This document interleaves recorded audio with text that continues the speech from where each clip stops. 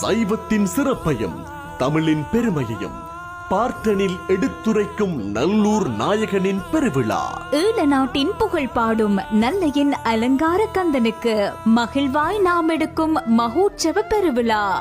யாழ்ப்பாணம் நல்லூர் ஸ்ரீ கந்தசுவாமி தேவஸ்தான வருடாந்த மகோற்சவ பெருவிழா ஆடி மாதம் 29ஆம் திகதி கொடியேற்றத்தோடு ஆரம்பமாகி தொடர்ந்து 25 நாட்கள் மகோற்சவ பெருவிழா இடம்பெறும்.